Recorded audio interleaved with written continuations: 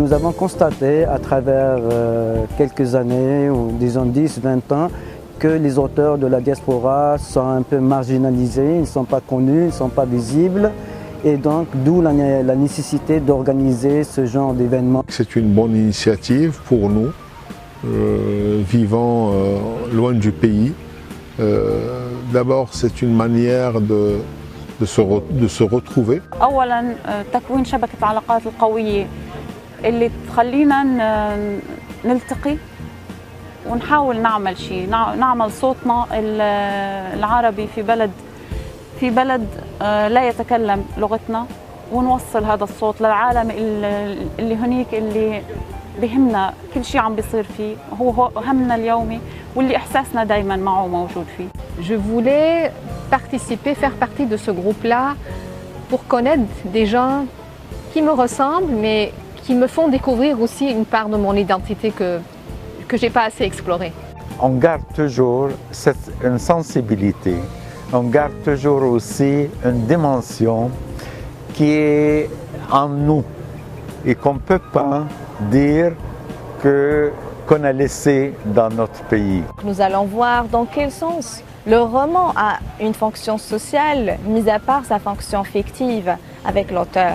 Nous allons aussi partager plusieurs thèmes, à savoir le malaise identitaire, l'immigration entre la réalité et la fiction. Il y a le goût de l'enfance, il y a le paysage, il y a les couleurs, il y a les odeurs. Et c'est sûr que tout ça va être présent dans notre production littéraire. Il y a une intimité dans la littérature qui fait qu'on peut se retrouver à un niveau beaucoup plus profond à travers des thèmes universels, l'amour, l'exil, l'enfance, la nostalgie, le doute. Ça, c'est des choses qu'on partage avec tout le monde sur un plan humain.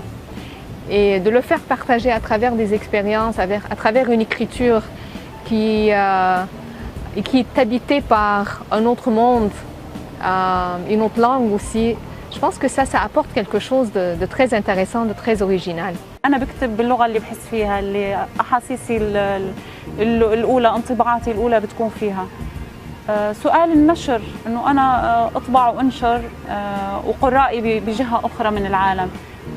رغم وجود الإنترنت ووسائل التواصل اللحظية، لكن إيجاد مكان بهاي الحالة أمر كثير صعب، أصعب من قبل. L'écriture, elle est influencée par ce qu'on appelle l'identité littéraire ou l'identité d'une personne qui va influencer son écrit. Il y a une dualité identitaire. La dualité identitaire, ça veut dire qu'il vient avec une identité de chez eux, l'identité initiale, je pourrais dire, ou l'identité de base, puis ça rajoute dans leur construction, ça rajoute d'autres composants dans cette identité-là. Alors il devient une identité composite où il y a plusieurs ingrédients. Et là, ça devient la problématique, c'est quoi l'ingrédient qui va être la locomotive de l'identité d'un écrivain ou d'un poète. On est là pour livrer des imaginaires. Et cette fois-ci, c'est les imaginaires multiples et profonds et riches du monde arabe.